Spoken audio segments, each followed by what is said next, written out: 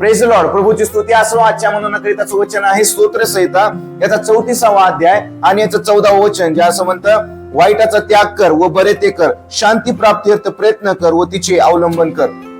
आज जगामध्ये शांती प्रस्थापित करणाऱ्या लोकांची फार कमी आहे आणि जिवंत देवाचं वचन या ठिकाणी तुम्हाला आणि मला सांगत आहे की आपण शांती निर्माण करणारे बनणं फार गरजेचं आहे. त्या जिवंत परमेश्वराची खरी शांती इतरांपर्यंत पोहोचवणारे बनणं फार गरजेचं आहे.